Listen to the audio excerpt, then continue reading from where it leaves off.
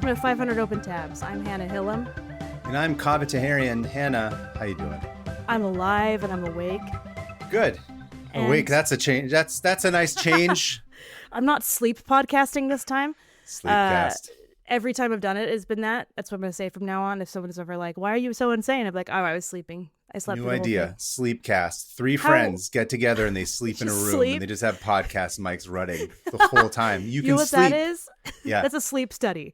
And it'll help us figure out if we have apnea. Okay? Sleep study would be a great name for a new show. Just like who's the loudest in their sleep. It's me. Yeah, probably. You're screaming in your sleep or something. I'm actually a pretty good sleeper, Yeah. like for the most part. Yeah. I don't think I'm not like necessarily snoring that much. Not that I've ever slept near you, but that's cool. Good job. We slept in the same like Airbnb or the same apartment. Oh, yeah. And probably That's haven't true. noticed me Nope. sleeping loud or anything. Oh, Anyways, when great I'm intro. standing there. Speaking of sleep, putting our audience to sleep as we introduce this episode. Who cares? How Hannah, are you? This week is Oakland Comic Con, so I'm very excited to fine, go up whatever. north. That's what I'm telling. That's why I'm combining how I am along with the plug that we have to make. Great. Which is I'm well because this is the week that we get to Yes, go to we get Oakland, to and I'm very go to excited. I get Oakland. to go to the East Bay and hang out and do East Bay stuff. And we have hopefully. table numbers for you now. Oh, right. I think I'm So, A4 and you're A3. I'm A3, yeah. A3 Yeah, we're right and by the A4. entrance when you come on in. Walk in, say hi, And buy some stuff. Mostly buy some stuff. That would be great if I you know could do that. choosing to spend your money on things right now is hard, but hey, if we're the first you see, then you have no choice. Spend your money. That's how cons work. I'm making this weird. Do we need to start over or anything? No, not at all. I mean, I think we okay. should start the entire show over, not this episode. Just New the whole show, 100 new and name. whatever. Yeah, new co-host. new hosts. Just both of us. Just replace us. But yeah, come see us in Oakland. I don't know. I don't have anything else to say. I think that's it. I don't think we Yeah. necessarily have much more to discuss before we get into it. Let me pull up my notes. Sorry. I'm excited to hear what you have. You're gonna like today's episode. I seem to every have other been liking episode. all of them that you've been bringing lately. I think there seems to be some sort of a theme here that I'm not quite deliberately doing. I think it's just like this is what's in my heart right now. I've picked up on the theme, I think. So, unfortunately, I have no recollection of how I came across today's tab. I don't really remember. It's just one of those that I had open. Yeah. It might have been a post I saw somewhere or a random article I'd read. I honestly don't know. So I know people like to know kind of the context of how we find this, but this is just one of those ones that just appeared out of the ether, it seems. You just scrolled through and found it already open. Found it somewhere. So this has been there. So this is the story of the Highwaymen, a Black artist collective that got together and gave the middle finger to the Jim Crow South. Being forced by segregation to work outside the normal channels of commerce, they went door to door to the offices of doctors, lawyers, real estate agents, and motels and sold landscape paintings directly to clients out of the trunks of their cars. And over the course of 30 years, they sold anywhere from 50 to 200,000 pieces across the state of Florida, defining the landscape aesthetic associated with the Sunshine State. Our story begins with the leader of the Highwaymen, a guy named Alfred Hare. Which, gotta love that name. It's a great name. As a person with thinning hair, I find it offensive. However, it's a microaggression. Yes, it you. is. Hair or Hare? Literally just hair, straight up. Oh, wow. Hair, okay. yeah. Here's Alfred Hare. Here's pictures of him so you can see. Oh, look at him. He's painting. He's got an awesome shirt on. And a does. hat. And a hat. Picture, yeah. That man's and a wearing hat. a hat. Incredible. Look at him wearing hats and shirts. Alfred Warner Hare was born on May 20th, 1941. One of 7 children, he was raised in Fort Pierce and attended the Lincoln Park Academy, where his talent as an artist was first noticed by his art teacher. You ready for Chester this? Bennington. Chester from Lincoln Park. Lincoln Park. Yes, I see. Okay. Yes. And me. Chester. Lincoln Park was I never got into Lincoln Park. That was sort of after it was sort of overlap with me when I was in high school, but I was like, I don't like this. I don't like the weird, I don't like emo, screamo metal together. Yeah. I don't like the two singers, the rapper and the singer. I never liked any of that. Sorry, Linkin Park haters. I know they had a couple of good songs that I did like. I liked a couple of them, but some people are really, really into Linkin Park. I never got that much into it. I wouldn't say I'm into it. I'd say that it was perfectly made for me at the time. Yes, huge fan of Linkin Park. Hannah Linkin Park Hillam. Anyway, apologies. Move on. No, he had an art teacher. You ready for this? Her name was Zenobia Jefferson, which to me is like, dude, it's illegal for you to work a normal job at that name. Like, you're like required by the state to go join the Avengers. Like, I'm Zenobia Jefferson. You cannot be a civilian. You have to be like a superhero. That's too awesome of a name. Zenobia Jefferson. Dude, I have a friend named Zenobia. Yeah, it's a great name. It's a great name. Zenobia Jefferson? Like, Jefferson. Zenobia Jefferson. Dude, I would do anything for her. Yes. I was like, I don't know if I can use this as a name, but I would like to use Zenobia Jefferson as like a superhero name. Do you have a picture of Zenobia Jefferson? I don't think there's that many pictures of Zenobia Jefferson that were Love available her. online. But admittedly, I didn't go grab too many of them specifically because of the rest of the characters in the story. But Zenobia Jefferson was, there's a lot of good names in here. Alfred Hare's art teacher, right? Amazing name so far. And Zenobia is doing her thing, and she's teaching him how to paint when he's kind of in high school. And she's like, this kid Hare, he's got some talent. And so by the time like 1955 rolls around, she's like, listen, guy, like, I don't know what else I can teach you because you've done pretty well and you seem to want to go to the next level with this. Yeah. But I got a guy. And that's always a good sign. That's how this it works. guy, he was named Albert Ernest Backus, known as Bean to his friends. Okay. Dude, another solid nickname. Yeah. Bean. All right. Yeah, so Hannah, Hare goes to Bean. Yes, Tana, this is technically, by the way, what you disgustingly refer to as bean content now.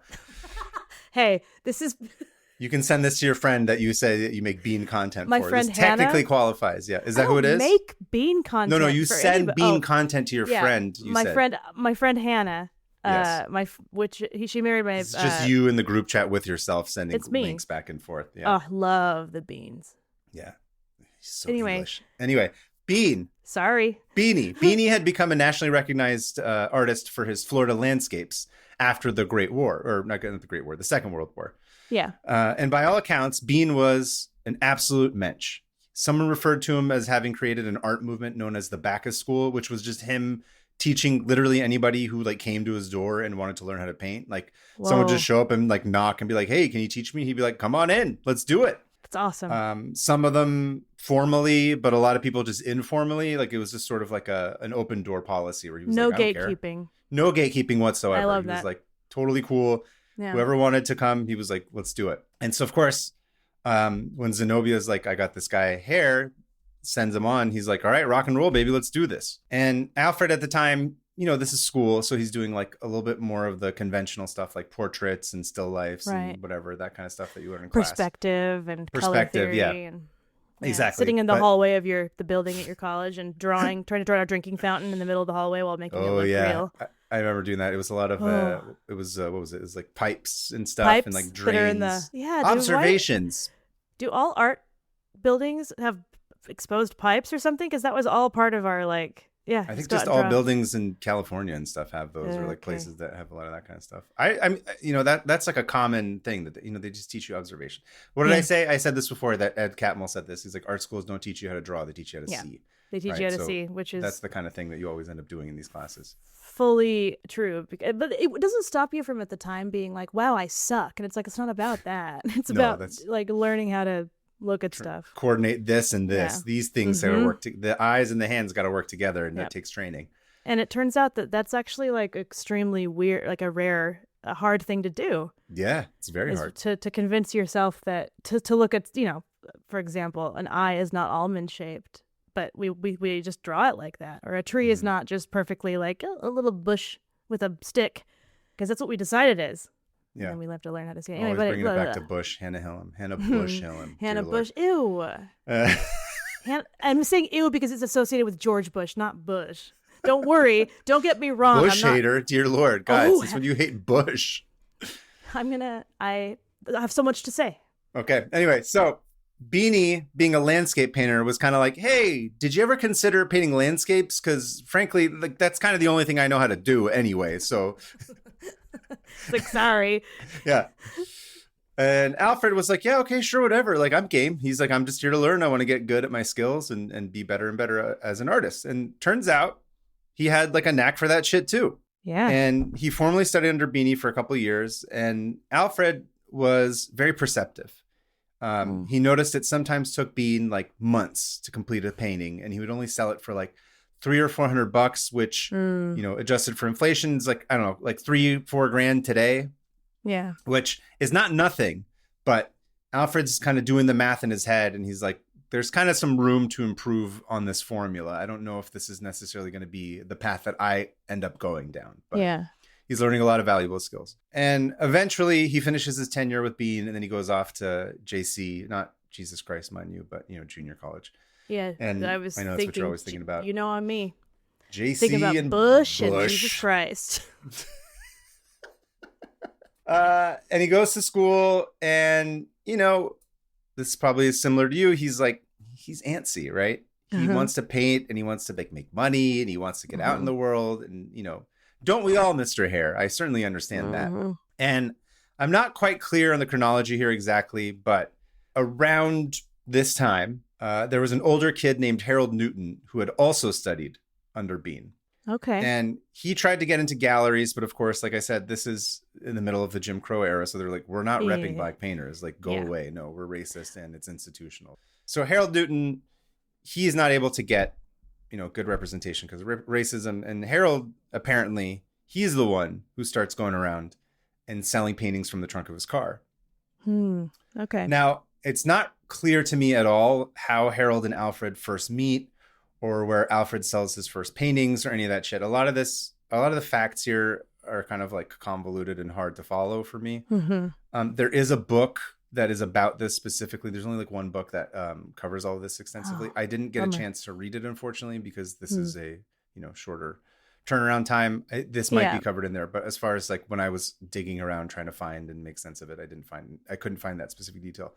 At some point, they cross paths, they meet, and Alfred gets the idea from Harold because he's like, oh, okay, that's kind of interesting that you could just sort of go door to door and sell these things. And he's like, okay, cool, I'm going to do that. And he gets really hyped and he turns it up to an 11. And it kind of starts this, like, that's the core of it. That's the beginning of what this kind of, loose group ends up being. I think it's like a friendly competition, bouncing ideas off each other, sharing stuff. This is where it starts. Okay. And like I mentioned a little while ago, or like a moment ago, Alfred Hare had been doing the math of everything working against him, right? So first off, he's black. And second, he's young and he's inexperienced.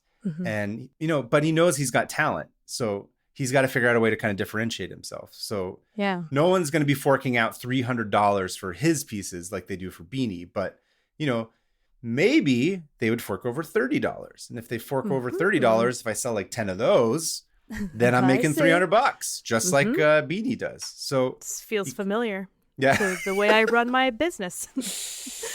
Yeah, it's either volume or cost, or price. That's the only two ways. Right now. Come to Oakland Comic-Con, May 9th and 10th. We can talk all about the economy in person. Yes. So, actually, before I forget, here's a picture of Bean, just so you have them. Yes, I want to see more pictures. This is him in his younger days. And then... Is that Bean? That's Bean, yeah. Who does he look like? He looks like if Joe Strummer hadn't died at 50 and had lived to be 80. Sure. Okay. I don't remember Joe Strummer's face that well, so I couldn't tell you. And then this is Harold Newton. Oh my goodness. Are you serious? Hell yeah. That hat. I'm obsessed with this man. He is okay. His pose, I mean, it's just he's wearing, I don't know how to describe him. He's got this look that's like, yeah, I'm wearing this. Do you have a problem with this? Yeah. I'm going to wear this. He's wearing this coat with like a bunch of pockets, and his hat, it's like a bejeweled, it's not bejeweled, it's like adorned, a cowboy hat that's like adorned with a big like crest, like a metal crest. It kind of looks like a Civil War era general's hat or something. It kind of does, which would be hilarious. And a choice. Look at him.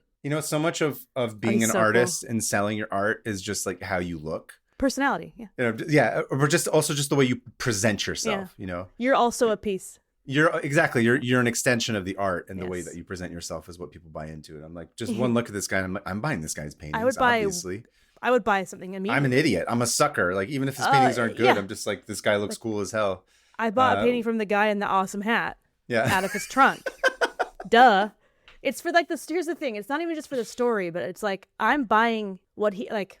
an experience, kind of. An experience. And he put whatever it was into his paintings, and I want that because whatever it was is that, and I like that. He's got to work fast, right? That's how he's got to be able to make he's got to sell 10 times as many paintings to just reach up to the baseline of what a white painter would have, which I can't think of a more perfect explanation of inequality, right? It's just I got to produce 10 times as much to get to the baseline. Just as good to get to the starting line that a white guy. And I have to drive around myself. Yes.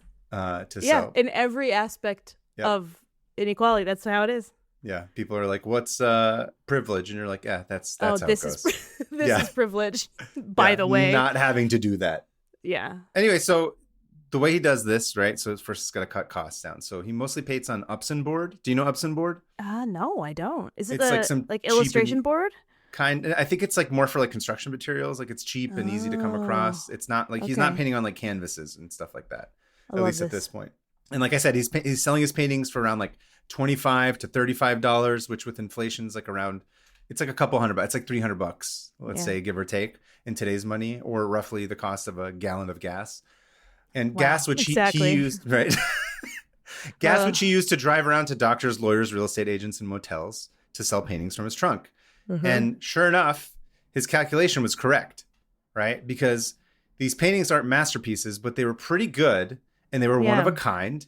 And the price point made them very affordable to middle-class working white people. This is literally my business model, dude.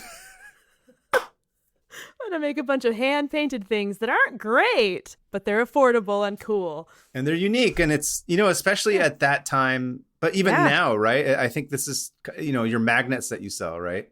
Yeah. Or even the portraits that you used to do. It's people want something that's particularly now with AI. But I feel like they've always wanted this, but art. But especially now. Especially now, but also kind of we talked about this before about art being accessible to the masses, right? It's it shouldn't just be for rich people to have something that's interesting or creative or new or fresh or unique. I think it shouldn't be gatekept by rich white people, which it still is on a lot of levels. And I already know, I already love that he's just screw that. Here's a bunch of good paintings that I'm going to sell myself. Yeah. Because no one else is doing it for me or no one else is letting me. So screw you all. Screw you all. It's amazing. Yeah. And also, you got to think here's this kid. He's coming to sell paintings directly from his trunk.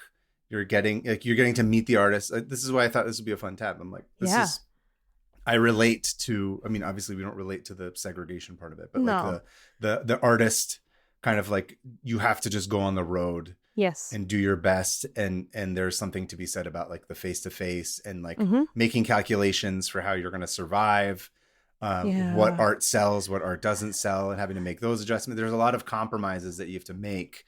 Updating with the times, updating, with the economy and what people want and the need and the desire and the drive, it's all very... The market, the audience specifically that you're selling to that will buy these things at a specific consistent rate. Smart. That you can kind of become a little bit more, becomes a little bit more reliable.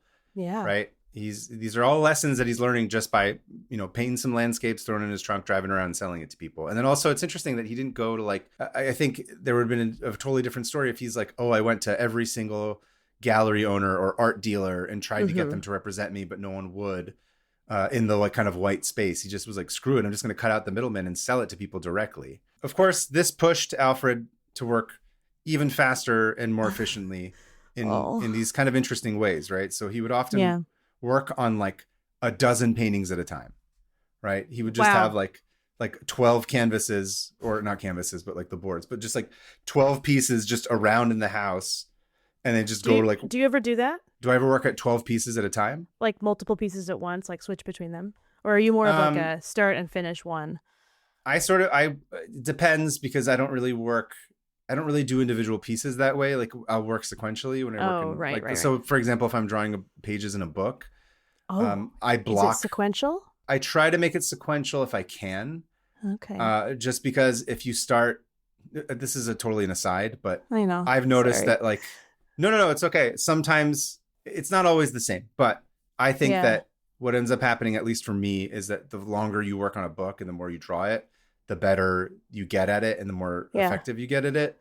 And it's weird if you're okay, well, the first couple pages were really good, and then 3 pages in the middle were kind of what I did first and they weren't as good, and then in the middle, like and towards the end it gets better, and then so I feel like it's inconsistent. But if the quality of the drawings progresses as the story progresses, I feel like it's a little bit less noticeable, and that's just like a natural way of doing it. But I do block. I don't do one page at a time. I'll just be like, okay, I'm going to clean up every page in a row. Then I'll go back and color every page in a row. Then I'll go back and letter. Yeah. In batches, pretty much. Batches, yeah. Yeah. Okay. How do you do it? Interesting. I'm still trying to figure that out because I don't do long form sequential art as much as you do. I tend to do just 4-panel comics, but for Cat People, it was very much like frenzied, and I grabbed a bunch of stuff and I had these moments in my mind, and I was like, okay, now I got to link the moments, and then I was like, whoa, that's not working, so now I'm going to start all over from the beginning, and redraw all of it. So it was a learning experience. And, but now I think I did a lot of like coloring in batches where it's like, especially if I wanted to like keep the same color profile through the entire thing without like forgetting. So yeah, I guess both. I'm still figuring it out. Yeah. Is what I'm It's saying. funny that it's funny that you just said that, because Alfred figured out this trick where he's like, he'd mix a very specific color. Yeah. And then apply it across like all 12 canvases, right? That's what I do with my magnets, dude. Yeah, yeah. Yes. So he's like, here's this one. It's kind of like a visual signature or like a theme of sorts, where he's like, okay, this batch has this one specific color across all of them. And then kind of what we were talking about, he'd block paint them all, right? He'd be like, okay, I'm going to do all the grass in a row. And then I'm going to do all the like trees. And then I'm going to do all the whatever, right? Like he's just figuring out a way to do it very systematically. He's like a one-man assembly line. Yeah, exactly. Yeah, instead of just doing like one painting and finishing it beginning to end, he's also, which again, I that's how I would work, because when you get into a one mode, it's just like, okay, I'm only going to draw, or I'm only going to like rough out these pages, and then I'm only going to be in cleanup mode, because going from like roughing to cleaning up to coloring to shading to like lettering is like, it feels like every time you're doing it, it's like you're going down the freeway. I always say this, I think I've said this to you before, where it's like, it feels like you're driving, right? And it takes a minute to pick up steam. And then the next thing you know, your car is going like 80 miles an hour. And then if you have to sort of change direction, it's like you have to stop, do a 3-point turn, and then go the opposite direction and gain momentum. Yeah. But if you're sort of throwing these things all onto the snowball as it piles up, and you're like, okay, I'm just doing this more and more and more and more and more. I'm just in that zone, and I can kind of, lock in, as everyone likes to say. So he's like locking in one block section of it at a time, and then that way he's able to knock out. I guess he was doing up to like 20 of them a day sometimes. Oh, yeah. Did he eat? Did he sleep? Allegedly. Wow. This kid had like, he had a goal. When I see it. Yeah. He was motivated, and he kept saying he wanted to be a millionaire by the time he was 35. That was like the explicit goal. Whoa. Okay. All right. Which is awesome, right? I've never had my hopes that high, but I do think that it'd be nice to have money when I'm 35, and I'm already not 35 anyway. Yes. I was like, my goal is to find a time machine and go back to being 35 and start some things again. Let's see. Anyway, I'm a little bit confused as to which of his paintings were his. I can't remember if this is his. I'm just going to send you some of the paintings so you can see them. Yeah. Oh, wow. Okay. Oh, look at those clouds. Whoa. Oh, this is awesome. See, from far away, I love that. I get up close and I'm like, oh yeah, he whipped these out. Yeah, you can tell. You can kind of tell. I think that, well, sort of. Oh, the colors are amazing. There's this like tree that's all bright red, looks like a Florida swamp. And then, wow, the light in those waves. Yeah. Okay, he's got an amazing sense of color. It's almost neon in a way, you know what I mean? Yeah. And you can sort of see the stamp across all of them, like I was saying. There's an underlying color scheme that... Yeah. You know what it reminds me of? Is a little bit of like, I can't even remember his name now, but the guy who did all those old school fantasy paintings that have like Frank bright Frazetta? Skies. Is that what it is? It is. That's his. Is it like the Conan and stuff? Or like the Hildebrands? Who are you talking about? No. Wyeth? I think it is it's Wyeth, dude. No, it's not. It's that too. It's Wyeth because those clouds look like Wyeth straight up. But I think it's Frazetta. Yes, Frank Frazetta. There's just those very like muted, but I could see that actually. Extremely bright orange. Yeah, especially the beach one. That good eye. That does actually look like a Frazetta. It does, and the clouds look like straight up NC Wyeth. It has a very illustrative. Anyway, I'm trying to. I wish I had better words, but illustrative. It's very illustrative. Frazetta, and I see Wyeth. They're great. They're great. Yeah, they're beautiful. And pretty soon he's painting and driving around and selling, and he's living the dream, and he's able to buy himself a Cadillac, which is like, think about it. It's this, this like 22-year-old black kid in Florida in like the 1950s and 60s. You can afford a Cadillac from selling your paintings. He pops and you're not even open allowed the trunk of the Cadillac and was like, right. Look what I have. Just, this is like crazy, right? Like that's Insane. unheard of. It's unheard of at that time. That should give you a sense of like the drive that this kid had. Wow. And here's another thing that you will relate to. It's like, even with this brand new Cadillac that makes it awesome, the idea of having to go back on the road to sell his pieces was annoying as shit. It was. Okay. He was like, I don't want to have to keep going out on the road because it's taking me away from being able to produce, right? And paint more. I never want to look at another cat again. Yeah, exactly. And don't show me them. He's getting better. And also he's getting better, right? And I'm sure you've experienced this. It's like we both have. You get this little high where you're like, oh shit, I can see in my work that I'm improving. Yes. And I don't want to go like have to stop, get in a car, drive around up and down the interstate for like 3 days. And try to, you know what I'm saying? Pedal these. Yeah. Yeah. You're just like, that's not the thing I want to, that's not the mode I want to be in. No. Right. He's like, I want to sit here and just like take this as far as I can go. So did he figure out how to overcome that? Because I would love some advice. Yeah. So, which is funny because just real quick, I thought it was funny. It's like, imagine if this guy had to stop and be like, oh, I have to record like a bullshit ass like process video for Instagram Reels now so that I like don't lose. I think he would reject it. I think he'd be like, I'm not going to do that. Listen, just like me, I think he would probably want the entire social media ecosystem to get nuked out of existence. To collapse. Yes. Or he'd read about a solar flare and think that'd be nice right now. I remember reading about that and being like, wow, that sounds really nice. I'd love to be unshackled from my phone, but yes, you know, free us of the Sisyphean nightmare. I just want to draw shit. I don't want to do that. No, I just want to pick up a landline and be like, what's up? I'll meet you here. Hang up. Exactly. But no, like he does come up with a solution. Mr. Hare, he's smart. I want to hear. Like I said, this guy's amazing. What a legend. He's great. Yeah, and he's like, yeah, I'm not doing that. I'm not doing this shit anymore. Like he just sort of decides, right? And he's like, and I'm not the only one that's struggling to make ends meet.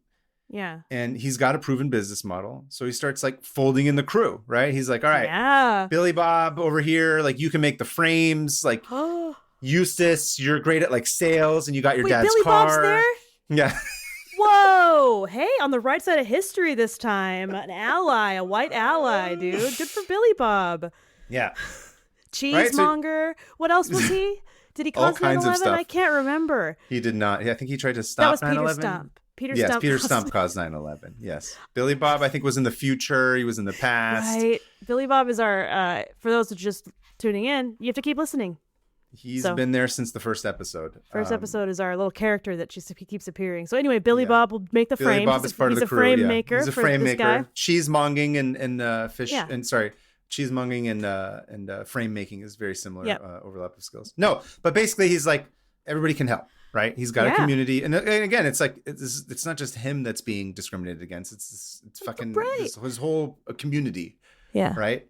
And so they're like, all right, shit, we can all just sort of pool our resources together. And it's not like, and he had been making enough money at this point that it was worth it. Right. It wasn't like he was saying this to be like, okay, I only have like 2 paintings and I'm making $10 and then somebody's going to go sell. He's like, okay, I've reached a point now where it's kind of crescendoing where he's like, I need extra help. So it was a perfect time for everyone to come in. And knows how to ask for help.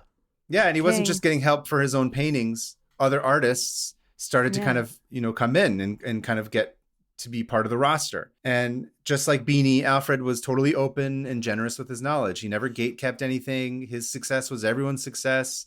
And he even loved just like having people over to hang out while he worked. And apparently he just like serve beer and have like crab boils and people would just like hang out and paint and like talk shit and have a great time. It was like a lot of fun. Okay. I always say that I don't ever want to go back in time because that would be a nightmare. This is the first time I've actually been like, if there were a time machine, I know exactly where I would go. To this guy's crab boil. Now. Yeah. This crab boil and painting sounds fun as shit. Can we do it the next time I'm in LA?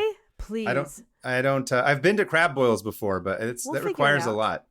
Okay. First of all, we need to get a lot of seafood. You know what? I'm not equipped to do that mentally. I feel you can't really, I feel like it's not as easy to do in an apartment. Like you kind of need like a yard and you need like a big table. You have a balcony, you have a deck. The balcony's not big enough for a crab boil. You know what? I'm going to say one thing, and it's through God all things are possible. So jot that down. And we're going to have a crab boil on your deck next time. Okay. I love the idea of this. I don't even know what a crab boil is. Yes, it's just but I want to talk. It's pretty self-explanatory. Okay, you boil crabs. Great. Can I get in there too? Can you boil me too? I can boil you up. Boil me in the crab boil art party. It's like what's the wine? What's the wine and paint? Right? Oh, drink and draw. Drink and draw. Boil and it's like boil and perish. I don't know. Come to my weekly boil and die party where we talk and draw and kill our. Nope. I'm gonna get taken from YouTube if I say that. Let's just say I want to get into that boiler. Yeah. Go on. Throw me into the boil. Yeah. So he creates this little community out of it, right? And it's not just him, by the way, right? So it starts to grow. And in total, the official tally of artists associated with the Highwaymen was 26. That's a good number. Yeah, it is a total sausage fest, save for one lady, Marianne Carroll. I need to know everything about her. Yeah, is she awesome? Of course. She's one of the Highwaymen, obviously, yes. Marianne Carroll, how'd you do it? See, that's the funny thing is that, like, even though it's like, we're breaking boundaries, there still is, like, this barrier to women. I don't know. I didn't read too much into Marianne Carroll specifically, but there is stuff about her if you wanted to do another deep dive. Let me just open this. That's why I made sure to. I was like, it doesn't really make sense to read all 26 names, but I was like, Marianne Carroll's probably somebody you'd be interested in. Yeah. While you're ignoring me and looking that up and yawning, probably I'll continue with my tab. Go. So technically, this moniker was never used by them during their reign, and it wasn't like an official group of any kind, but this was a label that was assigned to them after the fact. Okay. In 1995, Jim Fitch, who was a Florida art historian, and Jeff Klinkenberg of the St. Petersburg Times sort of dug up information and found kind of like put the pieces together, and they wrote articles about the group. And the fact that they were like driving up the highway, selling art with all your friends had a certain romanticism about it. So they ended up naming them the Highwaymen. So this was not, they didn't have merch. They weren't like in the 60s being like, we're the Highwaymen with like t-shirts and hats and like saying #Highwaymen on anything. That's something we would have done. Yes. Well, that's much more a symptom of like the modern age than it was necessarily at that point. Branding. Yeah. Yes. I think they were just like, here's a bunch. I don't necessarily know if it was like, here's a specific group only. People aren't allowed or are allowed or whatever. It just was like, here's the group that kind of did this. I don't think there's any like formal meetings. This is just, like I said, retroactively for the sake of making it simpler for the narrative. It's like, these are just the people that were working in this area of Florida at this specific time. It's a great all name. kind of rallied around this specific kind of painting with this specific style of selling and commerce. One guy I did want to focus on that I really loved was named Al Black. Okay. And Al started off as a salesman for the group. And it was understood. Yeah, absolutely. Yeah. And it was understood amongst everybody that Al was the best salesman. They said, quote, he could sell a jacket to a mosquito.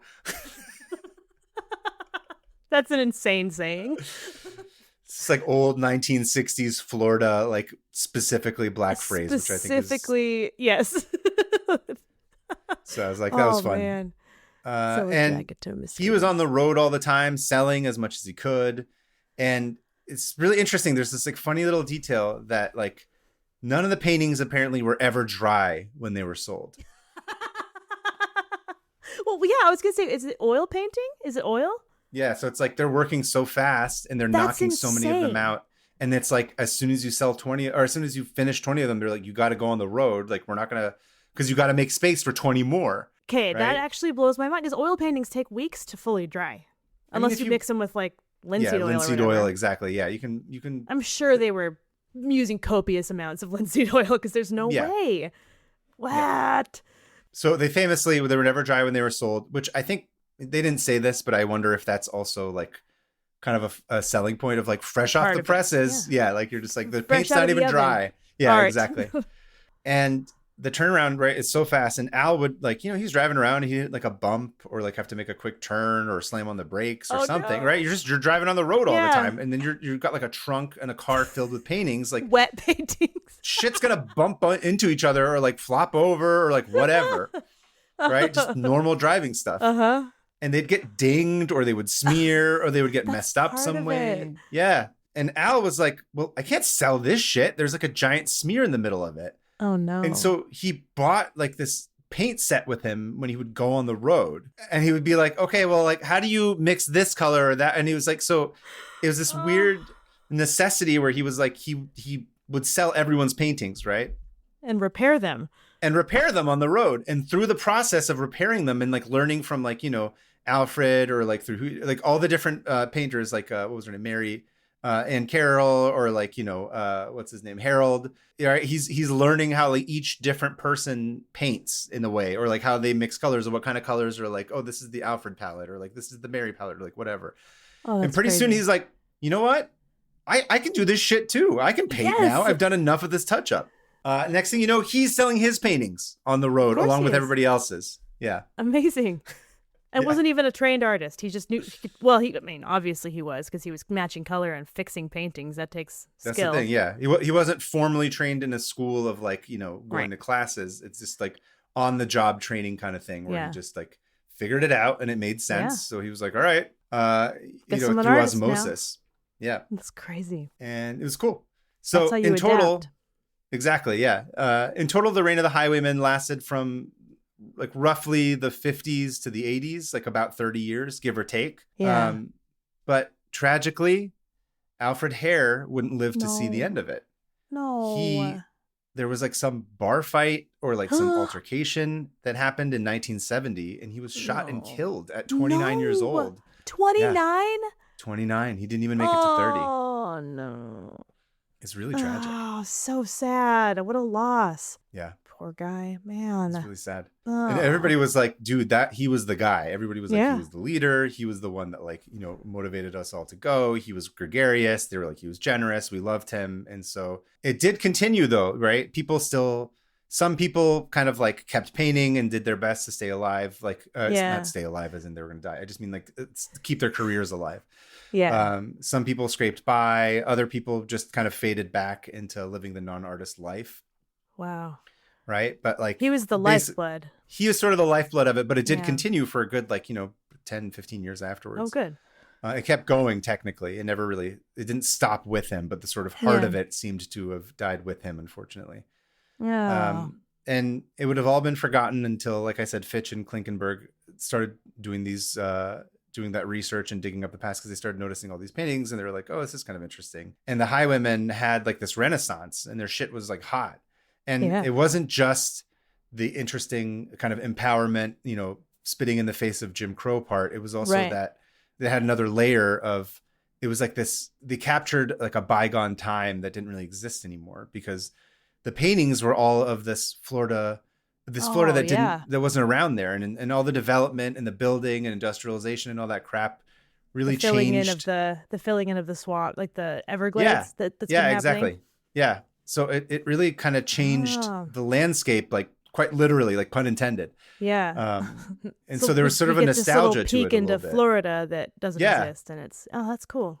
Yeah, they almost felt like these old photos or something in a way. Yeah. Right, but not from like hundreds of years ago, just like 20, 30 years earlier. It reminds me of Audubon, the guy who painted birds, and how he traveled around the U.S. painting birds, and then now we have these paintings of birds that are no longer around. And that's the only visual representation we have of them is because this guy was like, that one's kind of cool. I'm going to paint it.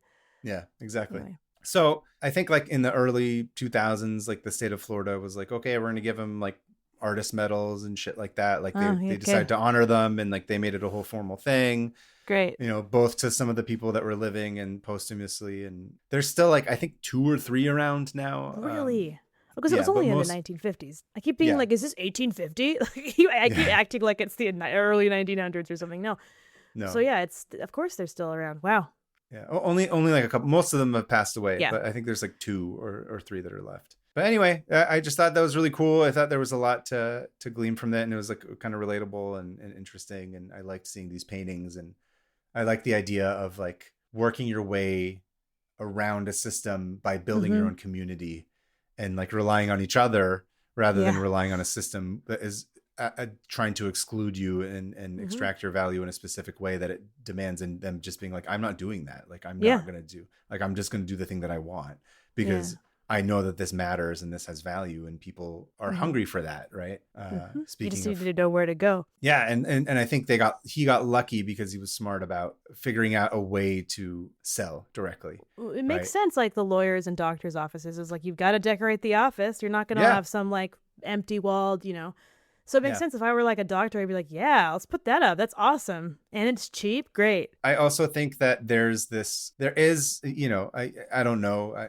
I'm just guessing and kind of projecting here, right? There's this sort of soft, let's call it soft racism in this as well. Mm. If you're like a white doctor or like a white lawyer or a white real estate agent, you're like, okay, Right. it is a landscape. So there's no black people in the painting, but Mm-hmm. even though it's made by black people, but it's like I wonder if on some level, they're like, cool, we're buying like knockoffs that make it look like, we have nicer paintings than we actually do, but I'm sort of getting it on the cheap, like kind of from the trunk of their car or whatever. Like, I don't necessarily think everybody who bought it was like, doing the noble altruistic thing or yeah. No, it's like if it's I get easily I'm sure that was part of it, where it's like Yeah. as long as you're invisible to the white people, Right. you can kind of work your way, or you can be allowed in certain areas in that way. Like the landscape, the idea that he focused on landscapes instead of portraits sort of allows him, it's like a Trojan horse kind of thing where he's like, okay, well, I can get into these spaces because there's something controversial about this topic. But Right.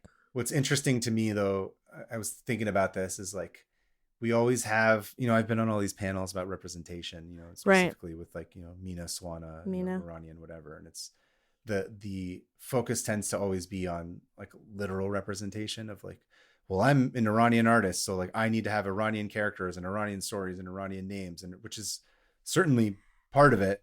But there's also, to me, something that's interesting is like when you don't know what the artist is necessarily, like how does it manifest itself, to me is kind of fascinating. Where it's like you said, you look at these colors, you're like, oh, these are interesting colors that you wouldn't have necessarily seen. I don't necessarily even think that like a white artist would have chosen it. So it's fun to kind of unpack and be like, I wonder what is happening in this person's life, or like what are the things that he's seeing that like we're not seeing, or like what part of town are we not seeing, or like what part of like, what landscape that like I don't ever drive by because it's like the black side of town that I'm not seeing necessarily. You know what I'm saying? Like a lot of black people and Native Americans, like I think it's the Seminole tribe that and ended up like taking a lot of former enslaved people in back in like the 1860s and 70s. They all lived out in the swamps and the Everglades. There were no city. Like it was like people wanted to be out there. And so of course, like there's going to be different views. If they get to see they paint these beautiful places that white people probably don't bother themselves with. Yeah. And yeah, exactly what you said. I think it's kind of interesting. Yeah. So it's cool. I mean, I always like, I don't think it's either or. I like both. I just think that like, it's fun to be like, I don't know. It could be anybody, right? Because like, let's have like 10 trans painters only paint landscapes. I'll be like, they're gonna come up with some shit that I've never even thought of. Right. There's gonna just purely based on their own life experience. Their specific life experience, their lived experience will give something that we've never seen before. Give us something that we've never thought of. Yeah, which I always think is like, it always bums. Obviously, diversity, all that kind of stuff bums me out that they don't invest more in it. But I'm like, no, by any objective measure, it's like, it is actually more interesting, even if you take like DEI is like a dirty word these days, but it's like, no, like a person from a different experience will give you fundamentally something that has not been done before. So by any objective measure, to me, that's like, you should do that if your job is to make things that are interesting. Right. Or to wow people, right? From what it sounds like you're saying, that this is coming from your panel you were just on in Chicago that I really loved. When you said something like, Mina people not owing you a representation of them. Right. Right. It doesn't have to be like, oh, and she took her hijab off. Oh, and that, it doesn't have to have anything to do with like what the Western world sees. Yes. Or trying to break those stereotypes. Like I liked what you said then too, where you said it way better than me, obviously. But you're like, I should be able to make random crap. I should be able to make like stupid, dumb stuff. And right, still or be like science fiction, and I don't, right? And I've talked to you about this, about like my permafriends books, where I was like, oh, here, I don't even realize that I'm doing this at the time.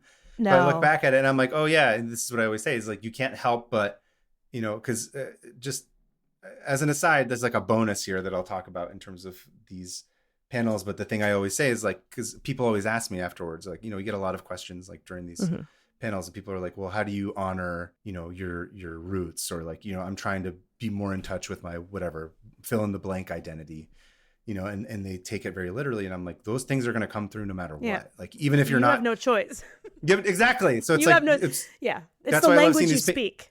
Right. Literally the visual language. Sorry. That's what's so funny about, not funny, that's what's so interesting about these paintings, where I'm like, that guy, he wasn't trying to make black landscape paintings. No. He just made landscape paintings, and then like this different palette came through, or this like different perception. And like the idea that he was like, oh, I have to make, which is unfair, but it's like, that's the reality of his life. He's like, I have to figure out a way to make like 20 of them a day. It's like that stuff will come no matter what. Yeah. And it doesn't necessarily have to be literal. Which is not to say it shouldn't also include the literal. I'm saying that like the true freedom is when you get to have all of those options available to you. Right.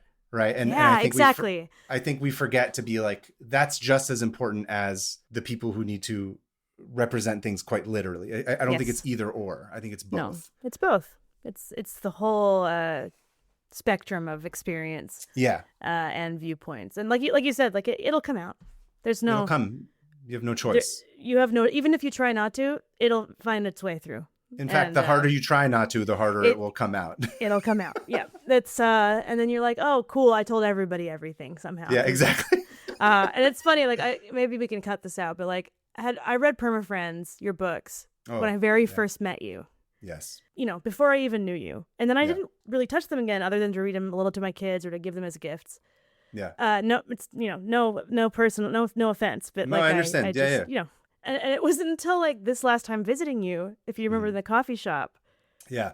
Where I had some deep realizations about Perma-Friends that made me cry. Yes. And I was like, I have to go to the bathroom and cry, BRB, because I had come to know your experience and you as a person, and suddenly it just all hit me like a bag of bricks. I was like, oh.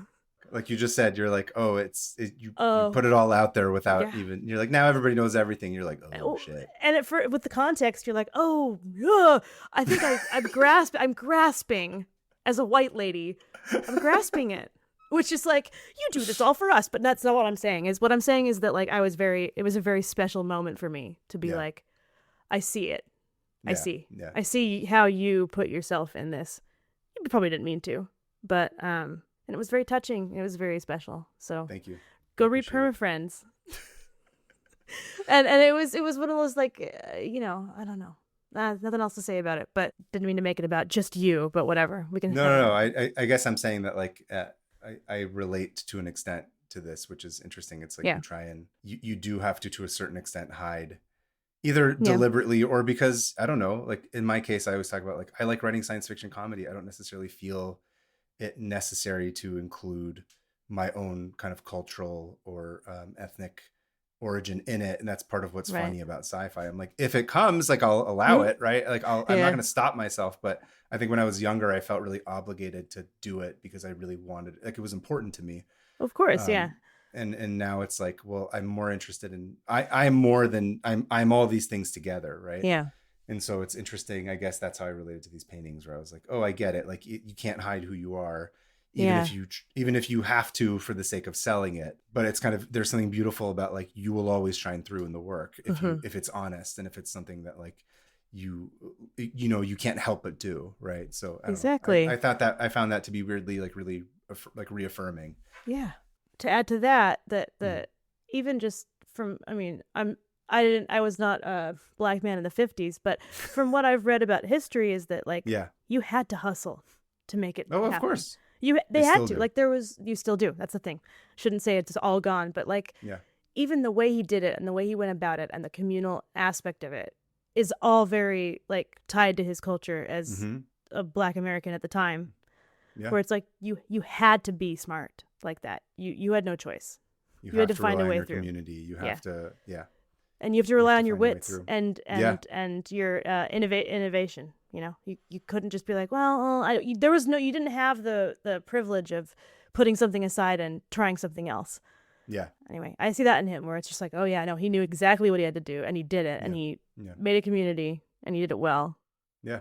Anyway, that's the story of the Highwaymen. I thought it was fun for all the reasons I said, and also because I like stories about building creative communities. Because I always say that's the point of this show. It is, and I'd say we can pretty reliably say we've built something. Join the Discord. Yeah, it's fun there. But yeah, thank you for this. This was extremely prescient. Is that how you say it? Sure. Yeah. It's extremely important right now. We keep talking over and over about building communities and being in person more and using your hands to create something with friends. But this just shows you, like, even if it only lasts for 20 years?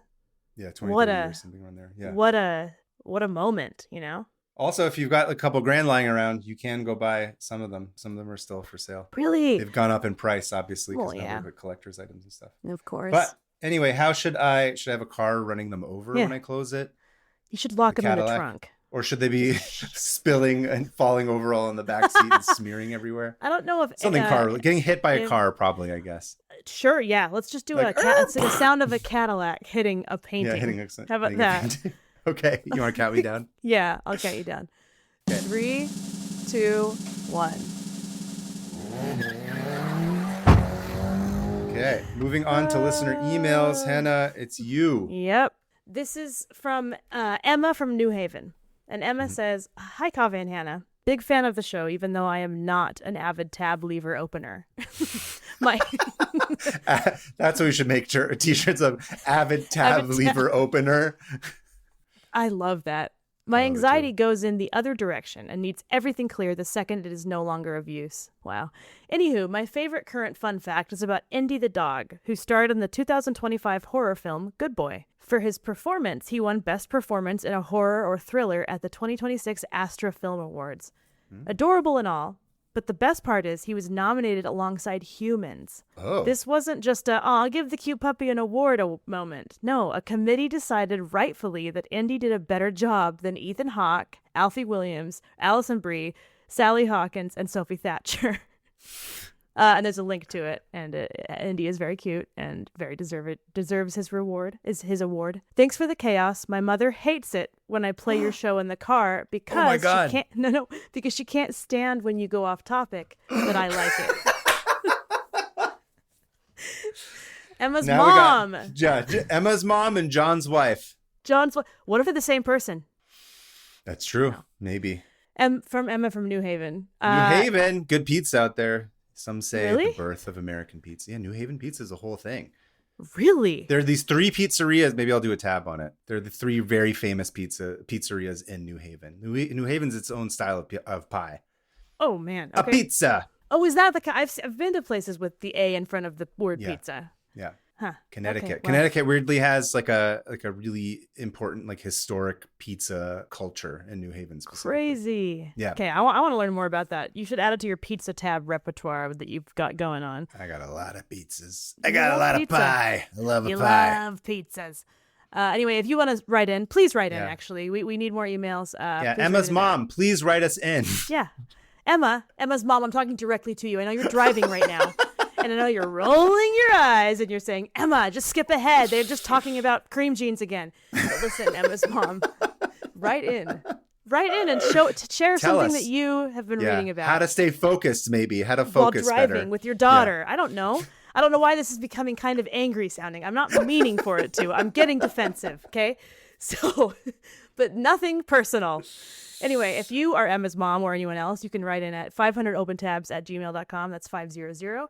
You can also follow us at that on Instagram, on YouTube, on Blue Sky, and on Patreon, where we post an episode a week early, including a bunch of extras.